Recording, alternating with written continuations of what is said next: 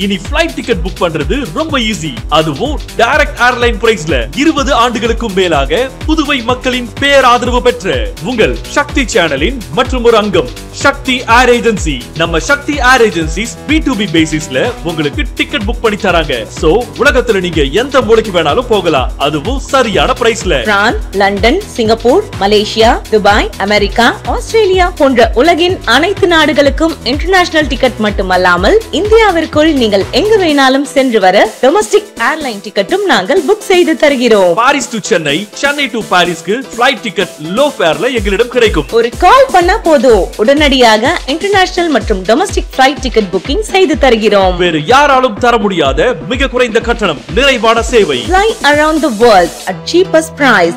Sakthi air agency, Sakthi channel, 4th Cross near Anganwadi, Anna Nagar, Puducherry. Call or WhatsApp 9952433443 மற்றும் 76868277. Phone 0413-450-6081.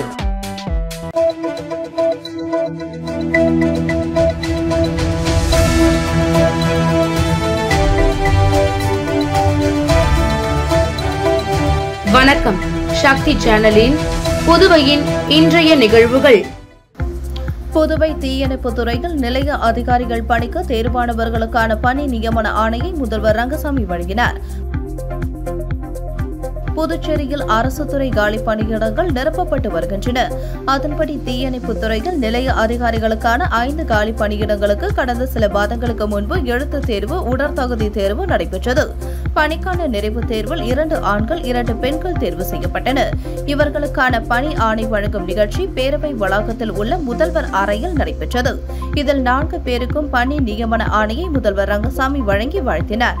இந்த நிகழ்ச்சியில் பேரவைத் தலைவர் செல்வம், தீயணைப்புத்துறை அமைச்சர் சரவணன்குமார், கோட்ட தீயணைப்பு அதிகாரிகள் மற்றும் உதவி அதிகாரிகள் உள்ளிட்டோர் கலந்து கொண்டனர். புதுவையில் முதன்முறையாக தீயணைப்பு துறையில் நிலைய அதிகாரிகள் பணியில் மகளிருக்கான இடஒதுக்கீடு அடிப்படையில் 2 பெண் அதிகாரிகள் நியமிக்கப்பட்டுள்ளது குறிப்பிடத்தக்கது. செல்போன் செயலி மூலம் கடன் பெற்றவரின் புகைப்படத்தை மார்பிங் செய்து பணம் பறித்த வழக்கில் முக்கிய குற்றவாளியை சைபர் கிரைம் போலீசார் கைது செய்தனர். புதுச்சேரியை சேர்ந்தவர் இளையரசன். இவர் ஃபிங்கர் என்ற உடனடி கடன் செயலியை பதிவிறக்கம் செய்து கடன் 6 லட்சம் ரூபாய் பெற்றுள்ளார். கடன் தொகையை வட்டியுடன் சேர்த்து உரிய தேதிக்கு முன்பே திரும்ப செலுத்தியுள்ளார்.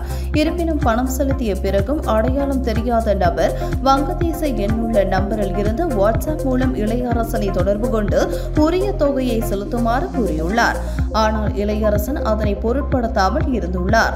இதையடுத்து அந்த அடையாளம் தெரியாத நபர் இளையரசனின் புகைப்படத்தை ஆபாசமாக மார்பிங் செய்து வாட்ஸ்அப் மூலம் அனுப்பி பணத்தை செலுத்துமாறு மிரட்டியுள்ளார். இதனால் பயந்து போன இளையரசன் ரூபாய் 63,089 வரை பணத்தை பரிமாற்றம் செய்துள்ளார். இருப்பினும் அந்த நபர் மிரட்டி தொந்தரவு செய்துள்ளார். இதனால் சந்தேகமடைந்த இளையரசன் புதுச்சேரி சைபர் கிரைம் காவல் நிலையத்தில் புகார் அளித்தார். புகாரின் அடிப்படையில் போலீசார் வழக்கு பதிவு செய்து விசாரணை மேற்கொண்டனர். விசாரணையில் அசிமுதன் என்பவர் தனது வங்கிக் கணக்கு சான்றுகளை தன்னுடைய நண்பரான சென்னையை சேர்ந்த சதாப் அன்சாரி 34 என்பவருக்கு வழங்கியுள்ளார் என்பதும் அதனை பயன்படுத்தி அவர் இந்த மோசடி நடவடிக்கைகளில் ஈடுபட்டதும் தெரியவந்தது. மேலும் இந்த மோசடியில் முக்கிய புள்ளியாக துபாயில் இருப்பவர்கள் செயல்பட்டதும் உறுதி செய்யப்பட்டது. இதையடுத்து சதாம் அன்சாரியை கைது செய்த போலீசார் புதுச்சேரி நீதிமன்றத்தில் ஆஜர்படுத்தி சிறையில் அடைத்தனர்.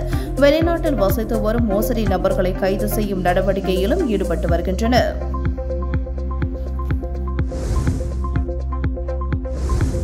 மத்திய மாநில அரசுகளின் ஒருங்கிணைந்த வீடு கட்டும் திட்டத்தின் கீழ் உயர்த்தப்பட்ட நிதி உதவிக்கான விண்ணப்ப படிவத்தை முதல்வர் ரங்கசாமி வெளியிட்டார். புதுவை மாநில அரசு கடந்த 2003ஆம் ஆண்டு பெருந்தலைவர் காமராஜர் நூற்றாண்டு வீடு கட்டும் திட்டத்தை செயல்படுத்தியது. அதன்படி தற்பொழுது 38,700 வீடுகள் கட்டப்பட்டுள்ளதாக கூறப்படுகிறது. இதற்கிடையே கடந்த 2015ஆம் ஆண்டு மத்திய அரசு பிரதம மந்திரி வீடு கட்டும் திட்டத்தை அறிமுகப்படுத்தியது. புதுவை அரசு பிரதம மந்திரி வீடு கட்டும் திட்டத்தை காமராஜர் நூற்றாண்டு வீடு கட்டும் திட்டத்துடன் ஒருங்கிணைந்து 15,995 வீடுகள் கட்ட திட்டமிடப்பட்டது. அதன்படி தற்பொழுது இதுவரை 3241 வீடுகள் கட்டப்பட்டுள்ளன. இந்த நிலையில் கடந்த 2024ஆம் ஆண்டு மத்திய அரசானது பிரதம மந்திரி வீடு கட்டும் திட்டம் நகர்ப்புறம் 2.0 எனும் புதிய திட்டத்தை செயல்படுத்தியது. இதையடுத்து புதுவை அரசு அந்த திட்டத்தையும் ஏற்கனவே செயல்பட்ட காமராஜர் நூற்றாண்டு வீடு கட்டும் திட்டத்தையும் ஒருங்கிணைத்து புதிய ஒருங்கிணைந்த வீடு கட்டும் திட்டத்தை செயல்படுத்தியுள்ளது. அதன்படி பொருளாதாரத்தில் நலிவடைந்தவர்களுக்கு வீடு கட்ட மத்திய அரசின் பங்காக ரூபாய் 2.25 லட்சமும் புதுவை அரசின் பங்காக 2.75 லட்சமும் என மொத்தம் ரூபாய் 5 லட்சம் வழங்கப்படுகிறது. ஒருங்கிணைந்த வீடு கட்டும் திட்டத்திற்கான நிதியுதவி பெறுவதற்கான விண்ணப்ப படிவத்தை முதல்வர் ரங்கசாமி சட்டப்பேரவை வளாகத்தில் உள்ள தனது அலுவலகத்தில் வெளியிட்டார். பேரவைத் தலைவர் செல்வம், அமைச்சர்கள் லட்சுமி நாராயணன், திருமுருகன், பேரவை துணைத் தலைவர் ராஜவேலு ஆகியோர் விண்ணப்ப படிவத்தை பெற்றுக் கொண்டனர். புதுச்சேரி அரசு துறைகளில் 15 ஆண்டுகளுக்கு மேல் காலாவதியான 644 வாகனங்களை ஏலம் விட்டதில் 1,89,00,000 ரூபாய் அரசுக்கு கிடைத்துள்ளது. புதுச்சேரி அரசு துறைகளில் 15 ஆண்டுகளை கடந்து காலாவதியான வாகனங்களை ஏலம் விடுவதற்கு மத்திய அரசு உத்தரவிட்டது. அதையொட்டி காலாவதியான வாகனங்களை கணக்கெடுக்கும் பணியை புதுச்சேரி போக்குவரத்து துறை கடந்த 2023ஆம் ஆண்டு துவங்கியது. இதில் கல்வி, பொதுப்பணி, வருவாய், நகராட்சி உள்ளிட்ட அரசு துறைகள் மற்றும் அரசு துறைகளின் கட்டுப்பாட்டின் கீழ் வரும் கார்ப்பரேஷன் ஆகிய துறை அலுவலகங்களில் இருசக்கர வாகனம் துவங்கி பஸ் வரை உள்ள 1094 வாகனங்கள் கண்டறியப்பட்டு இவற்றை ஏலம் விடும் பணி கடந்த மாதம் நடந்தது. இதில் முதல் கட்டமாக அரசு துறைகளில் இருந்து 431 வாகனங்களை ஜெய்ப்பூரை சேர்ந்த ஒர்க்டெக் இன்ஜினியர் பிரைவேட் லிமிடெட் நிறுவனம் ரூபாய் 1,78,00,000 ரூபாய்க்கு ஏலம் எடுத்தது. கார்ப்பரேஷனில் உள்ள 37 வாகனங்களை இந்துஸ்தான் ரீசைக்கிளிங் அப் என்ற நிறுவனம் 11,03,590 ரூபாய்க்கு ஏலத்தில் எடுத்துள்ளது. ஏலம் விடப்பட்ட வாகனங்களை எடுத்து செல்லும் பணியில் 2 தனியார் நிறுவனமும் ஈடுபட்டு வருகிறது. இந்நிலையில் 2ஆம் கட்டமாக புதுச்சேரி, காரைக்கால், மாகே ஆகிய இடங்களில் உள்ள வாகனங்களை ஏலம் விட தயாராகி வருகிறது.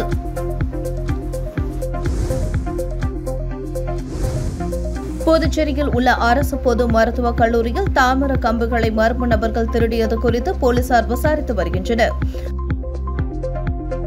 புதுச்சேரி கதிர்காமம் பகுதியில் இந்திரா காந்தி பட்ட மேற்படிப்பு ஆராய்ச்சி மையம் மற்றும் மருத்துவமனை உள்ளது.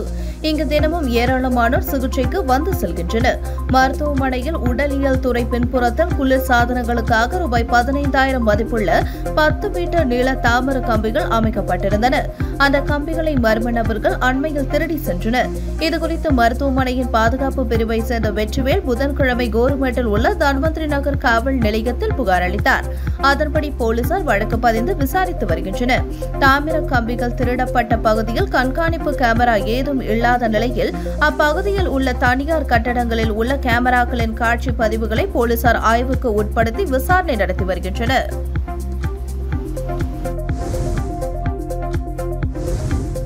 ராகுல் காந்தி தேசிய பேரவை சார்பில் முன்னாள் முதலமைச்சர் நாராயணசாமி பிறந்தநாள் விழாவையொட்டி கேக் வெட்டி ஏழை எளிய மக்களுக்கு நலத்திட்ட உதவிகள் வழங்கி கொண்டாடப்பட்டது. ராகுல் காந்தி தேசிய பேரவை சார்பில் முன்னாள் முதலமைச்சர் நாராயணசாமி பிறந்தநாள் விழா வெகு விமர்சையாக கொண்டாடப்பட்டது. ராகுல் காந்தி தேசிய பேரவை தலைவரும் காங்கிரஸ் கட்சியின் ஊடகப் பிரிவு சேர்மேனுமான ஆர்.இ. சேகர் தலைமையில் பேரவை துணைத் தலைவரும் காங்கிரஸ் கட்சியின் பொதுக்குழு உறுப்பினருமான திரு வெங்கடம் முன்னிலையில் அண்ணா சாலை ஜெயின் கோவில் எதிரே கேக் வெட்டி அதனைத் தொடர்ந்து துப்புரவு பணியாளர்கள், ஏழை எளிய மக்களுக்கு உணவு மற்றும் நலத்திட்ட உதவிகள் வழங்கப்பட்டன. இந்த நிகழ்ச்சியில் புதுச்சேரி மாநில செயற்குழு உறுப்பினர் அசோகன், முன்னாள் மாநில செயலாளர் தயாளன், முன்னாள் இளைஞர் காங்கிரஸ் மாநில செயலாளர் பிரபு மற்றும் ஆனந்த் பத்மநாபன், சரவணன், சக்திவேல், ஹரிகிருஷ்ணன், செந்தில் உட்பட பலர் கலந்து கொண்டு சிறப்பித்தனர்.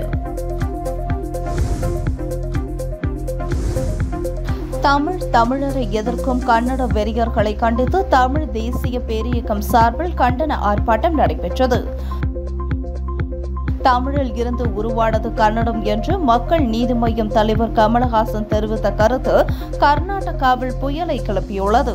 இதற்கு எதிர்ப்பு தெரிவித்து கன்னட அமைப்பினர் பல்வேறு போராட்டங்களை நடத்தி வருகின்றனர். அதோடு தமிழ் திரைப்படங்களை கர்நாடகாவில் திரையிட எதிர்ப்பு தெரிவித்துள்ளனர். இந்த நிலையில் தமிழ் தேசிய பேரியக்கம் சார்பில் தமிழர்களை எதிர்க்கும் கன்னட வெறியர்களை கண்டித்து கண்டன ஆர்ப்பாட்டம் காமராஜர் சிலை அருகே நடைபெற்றது. தமிழ் தேசிய பேரியக்கத்தின் புதுச்சேரி மாநில செயலாளர் வேல்சாமி தலைமையில் நடைபெற்ற ஆர்ப்பாட்டத்தில் நாம் தமிழர் கட்சி உட்பட தமிழ் அமைப்பினர் கலந்து கொண்டு கன்னட வெறியர்களை கண்டித்து கண்டன கோஷங்களை எழுப்பினர்.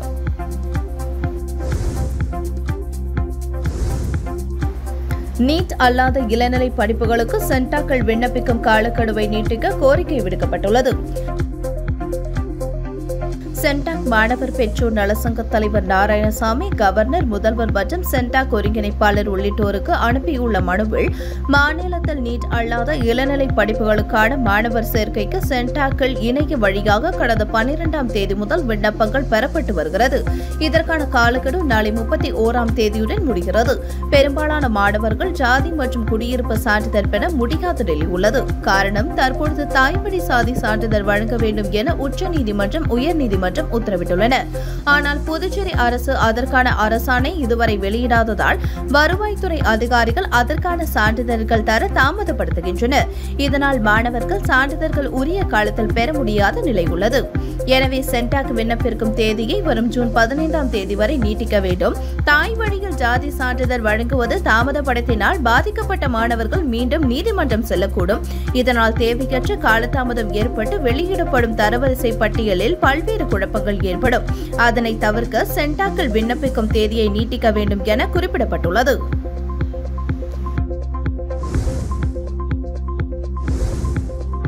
படித்த இளைஞர்கள் மாடு வளர்க்கலாம் என பேசிய முதலமைச்சர் பேச்சை கண்டித்து புதுச்சேரியில் கம்யூனிஸ்ட் விடுதலை சிறுத்தைகள் இளைஞர் மாணவர் அமைப்புகள் சார்பில் சட்டப்பேரவை நோக்கி பேரணி ஆர்ப்பாட்டத்தில் ஈடுபட்டனர். புதுச்சேரி குரும்பாம்பேட்டில் நடந்த அரசு விழாவில் பேசிய முதலமைச்சர் ரங்கசாமி, படித்த இளைஞர்கள் மாடு வளர்ப்பு மூலம் வருமானம் ஈட்டலாம் என பேசினார். முதலமைச்சர் ரங்கசாமியின் இந்த பேச்சுக்கு படித்த இளைஞர்களை மாடு மேய்க்க சொல்வதா என புதுவை அரசியல் கட்சியினர், சமூக அமைப்பினர் கண்டனம் தெரிவித்தனர். இந்த நிலையில் புதுச்சேரி கம்யூனிஸ்ட் விடுதலை சிறுத்தைகள் மாணவர் இளைஞர் அமைப்புகள் சார்பில் முதலமைச்சர் பேச்சை கண்டித்து சட்டசபை நோக்கி பேரணி ஆர்ப்பாட்டம் நடந்தது. காமராஜர் சிலை அருகே தொடங்கிய பேரணிக்கு இளைஞர் பெருமன்ற மாநில செயலாளர் எழிலன் தலைமை தாங்கினார். இளைஞர் மாணவர் அமைப்பு நிர்வாகிகள் முருகன், உதயராஜ், ஜெயபிரகாஷ், கௌசிகன், சிவசுந்தரன், புரட்சி வளவன் ஆகியோர் முன்னிலை வகித்தனர். பேரணியில் இளைஞர் ஒருவர் பட்டமளிப்பு விழா உடை அணிந்து முகத்தில் எருமை மாடு மாஸ்க் அணிந்திருந்தார்.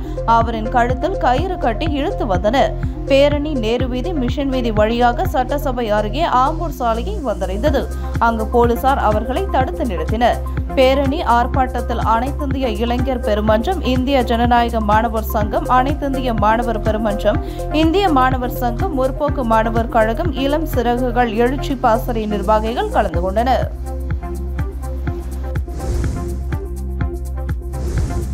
புதுச்சேரி வணிகர்கள் கூட்டமைப்பு சார்பில் ஆபரேஷன் சிந்தூர் வெற்றியை கொண்டாடும் வகையிலும் ராணுவ வீரர்களுக்கு வீரவணக்கம் செலுத்தும் விதமாக வீரவணக்க ஊர்வலம் நடந்தது.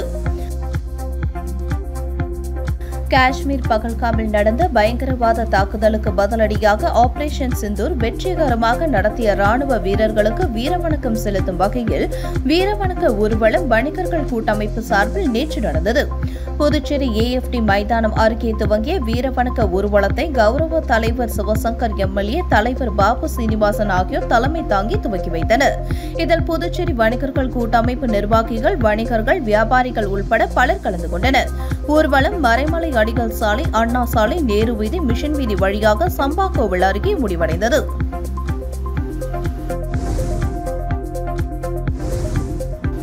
புதுச்சேரி மாநிலத்தில் வாழும் பழங்குடி மக்களை ST பட்டியலில் சேர்க்காவிட்டால் எதிர்வரும் சட்டமன்ற தேர்தலை புறக்கணிப்போம் என பழங்குடியின மக்கள் அரசுக்கு எச்சரிக்கை விடுத்துள்ளனர். புதுச்சேரி மாநிலத்தில் வசித்து வரும் காட்டுநாயக்கன், மலக்குரவன், எருகுலா ஆகிய பழங்குடி மக்களை மத்திய அரசு ST பட்டியலில் உடனடியாக சேர்க்க வலியுறுத்தி புதுச்சேரி ஆதிக்குடி காட்டுநாயக்கன் பழங்குடி மக்கள் இயக்கம் சார்பில் கவன ஈர்ப்பு ஆர்ப்பாட்டம் அண்ணா சிலை அருகே நடைபெற்றது. புதுச்சேரி மாநில பழங்குடியினர் கூட்டமைப்பு மாநில தலைவர் ராம்குமார் தலைமையில் நடைபெற்ற ஆர்ப்பாட்டத்தில் பல்வேறு பொதுநல அமைப்பை சேர்ந்த நிர்வாகிகள் பழங்குடியின மக்கள் என 100க்கும் மேற்பட்டோர் கலந்து கொண்டு கோரிக்கைகளை வலியுறுத்தி மத்திய மாநில அரசுகளை கண்டித்து கண்டன கோஷங்களை எழுப்பினர். புதுச்சேரி மாநிலத்தில் வாழும் பழங்குடியின மக்களை எஸ்டி பட்டியலில் சேர்க்காவிட்டால் எதிர்வரும் தேர்தலை புறக்கணிப்போம் என அரசுக்கு எச்சரிக்கை விடுத்தனர். பேட்டி ராம்குமார், நிறுவனர், பழங்குடியினர் மக்கள் கூட்டமைப்பு.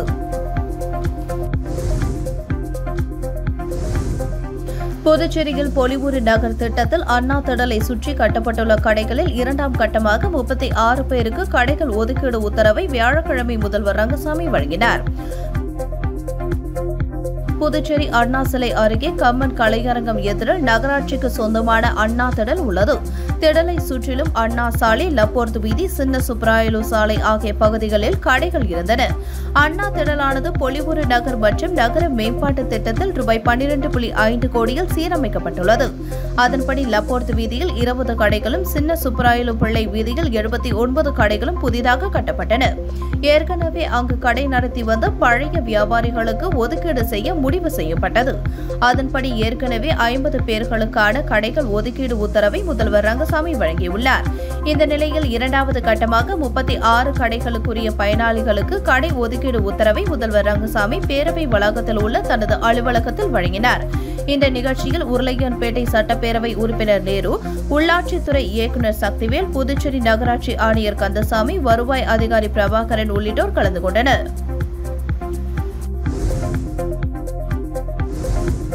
காரைக்கால் மக்கள் நலனுக்காக கட்சி பாகுபாடின்றி பல்வேறு கட்ட போராட்டங்களை முன்னெடுக்க காரைக்கால் போராளிகள் குழுவின் பொதுக்குழு கூட்டத்தில் பல்வேறு தீர்மானங்கள் நிறைவேற்றப்பட்டன. காரைக்கால் மாவட்டத்தில் உள்ள பல்வேறு மக்கள் பிரச்சினைகளை கையில் எடுத்து போராடுவதற்கென காரைக்கால் சமூக ஆர்வலர்கள் ஒன்றிணைந்து உருவாக்கப்பட்ட காரைக்கால் போராளிகள் வாட்ஸ்அப் குழு காரைக்கால் மாவட்டம் சார்ந்த பல்வேறு பிரச்சினைகளுக்கு வெவ்வேறு விதமான போராட்டங்களை முன்னெடுத்து பல்வேறு பிரச்சினைகளுக்கு தீர்வு கண்டுள்ளது. இந்த நிலையில் இக்குழுவின் பொதுக்குழு கூட்டம் இன்று தனியார் கூட்ட அரங்கில் நடைபெற்றது. இதில் புதிய நிர்வாகிகள் அறிவிக்கப்பட்டனர்.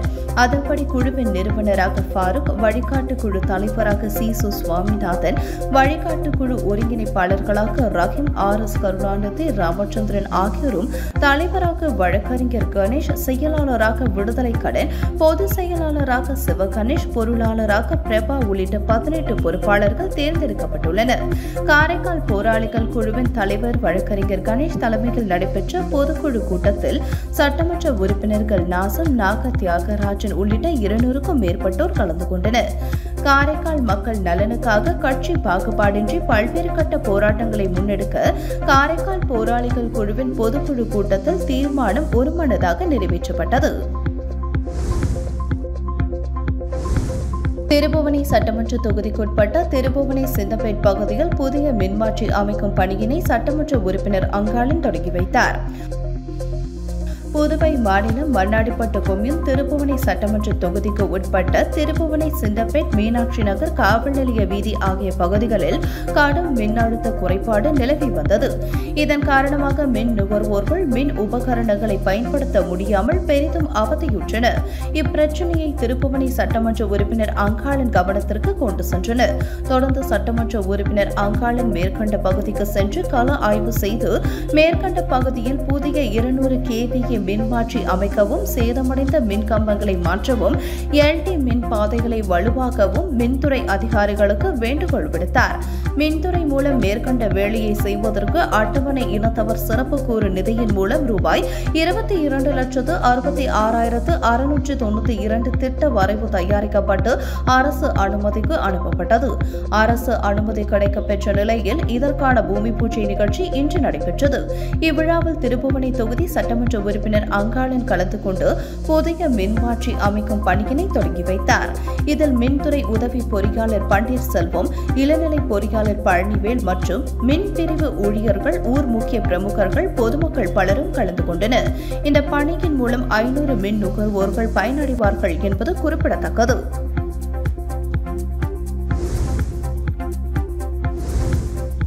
உழவர்கரை சட்டமன்ற தொகுதிக்கு உட்பட்ட பிச்சைவீரன்பேட் யுனைடெட் பெத்தாங் ஸ்போர்ட்ஸ் கிளப் நடத்திய விழாவில் அம்மா மக்கள் முன்னேற்றக் கழகத்தின் மேற்கு மாநில இணை செயலாளர் லாவண்யா பங்கேற்று விளையாட்டு வீரர்களுக்கு சீருடை உள்ளிட்ட நலத்திட்ட உதவிகளை வழங்கினார்.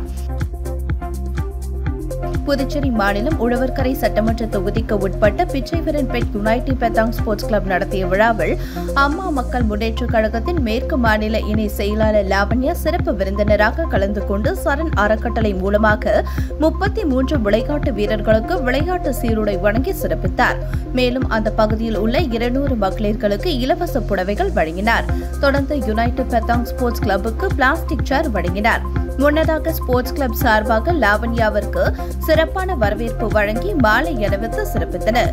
இந்த நிகழ்ச்சியில் தொகுதி செயலாளர் கலியமூர்த்தி, அம்மா பேரவை செயலாளர் அம்மா பிரகாஷ், தொகுதி மேலவை பிரதிநிதி லோர்தசாமி, ஐயப்பன், செல்வமணி, குமார், அன்பழகன், சசி என்கின்ற சதீஷ், பிரதாப், பிரதீப், ராஜி, முருகன், வேலு, முத்துப்பிள்ளை பாளையம் ராஜு, மூலக்குளம் திரு, தக்கக்குட்டை அருள், மூலக்குளம் ஏழுமலை, சதீஷ், தர்மா உள்பட பலர் கலந்து கொண்டனர்.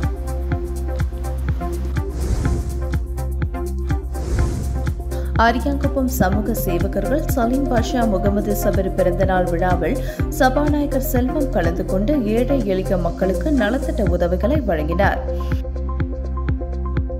அரியாங்குப்பம் தொகுதியைச் சேர்ந்த சமூக சேவகர்களான சலீம் பாஷா முகமது சபீர் பிறந்தநாள் விழா முருங்கப்பாக்கம் திரௌபதி அம்மன் ஆலய திடலில் வெகு விமர்சையாக கொண்டாடப்பட்டது. பச்சைவாழி அம்மன் அறக்கட்டளை நிறுவன தலைவர் கருணா என்கின்ற மனோகரன் தலைமையில் நடைபெற்ற விழாவில் பச்சைவாழி அம்மன் முன்னிலை வகித்தார். விழாவில் சிறப்பு விருந்தினராக சபாநாயகர் செல்வம் கலந்து கொண்டு பிறந்தநாள் வாழ்த்து தெரிவித்தார். மேலும் விழாவில் 1000க்கும் மேற்பட்ட மக்களுக்கு பல்வேறு நலத்திட்ட உதவிகளை வழங்கி சிறப்பித்தார். இந்த விழாவில் பச்சை வாழை அம்மன் அறக்கட்டளை நிர்வாகிகள் ஐயப்பன், சங்கர், அருள், விக்ரமாதித்யன், ஹரி, பிரசாத் உள்பட ஏராளமான இளைஞர்கள் கலந்து கொண்டு வாழ்த்து தெரிவித்தனர். உங்கள் சக்தி சேனலின் புதுவையின் அன்றாட நிகழ்வுகளை உடனுக்குடன் தெரிந்து கொள்ள சக்தி சேனல் புதுச்சேரி யூடியூப் சேனலை சப்ஸ்கிரைப் செய்து கொள்ளுங்கள். மறக்காமல் பெல் பட்டனையும் கிளிக் பண்ணுங்க, ஷேர் பண்ணுங்க, லைக் பண்ணுங்க. உங்கள் சக்தி சேனல்.